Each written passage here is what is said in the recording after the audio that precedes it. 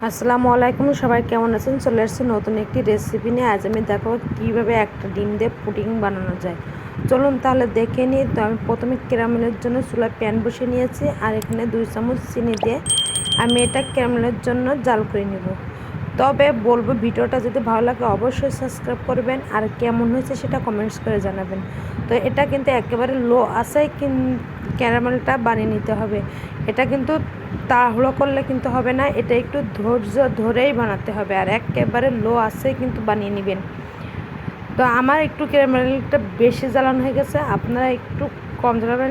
অত গাঢ় কালার করলে কিন্তু একটু তিতা তিতা লাগবে। আমার তিতা লাগছে না, কিন্তু অতটা গাঢ় করার দরকার। তো আমার ক্যারামেলটা বানানো কমপ্লিট হচ্ছে। আমি এখন যে পাত্রে পুডিংটা বানাবো আমি সেই পাত্রে ঢেলে নিব, আর ক্যারামেলটা আটা পর্যন্ত অপেক্ষা করব।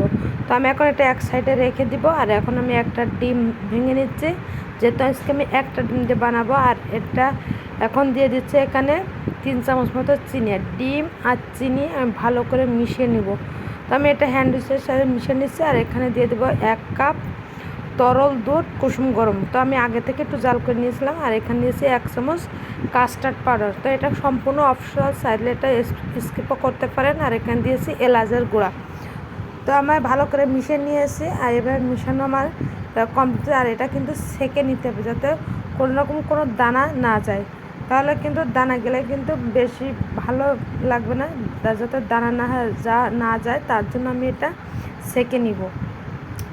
তো আমি এটা সেঁকে নিয়েছি। আমি যে পাত্রে ক্যারামেলটা বানিয়েছিলাম ঠিক সেই পাত্রে দিয়েছি, আর চুলায় প্যান বসে পানি দিয়েছে। পানিটা আমার কিন্তু গরম হয়ে গেছে। এই পর্যায়ে আমি এটা টিস্যু দিয়েছি, দিয়ে আমি পাত্রটা বসে ঢাকনা দিয়ে দিয়েছি। আর এটা 20 থেকে 25 মিনিট পর্যন্ত জাল করেছি। তো আমার এখানে কিন্তু 25 মিনিট পর আমি ফিরে আসছি। তো দেখতে পাচ্ছেন আমার কিন্তু পুডিংটা কমপ্লিট। আর এটা কিন্তু ছোটোদের কিন্তু খুবই পছন্দ। আর যারা দুধ ডিম বাচ্চারা খেতে চায় না তাদের জন্য বলবো, আপনারা বাসায় এই পুডিংটা বানিয়ে দিবেন। কারণ এতে দুধও আছে, এখানে ডিমও আছে, দুটাই আছে, দুটাই কিন্তু স্বাস্থ্যের জন্য খুবই ভালো। তো তার জন্য আমি বলবো বাসায় আপনারা বাচ্চাদের জন্য এরকম পুডিং বানিয়ে দিবেন, যাতে তারা মনোযোগ সহকারে খায়।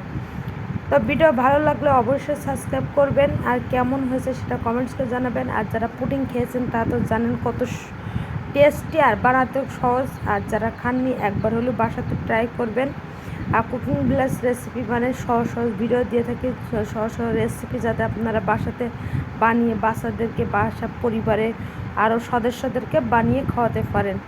তো এরকম রেসিপিতে আমার ভিডিওটা অবশ্যই সাবস্ক্রাইব করবেন, পাশে থাকা বেল বাটনটা অন করে রাখবেন, যাতে পরবর্তী ভিডিও সবার আগে পৌঁছে যায়, আর সেটা আপনারা খুব সহজে দেখে নিতে পারেন।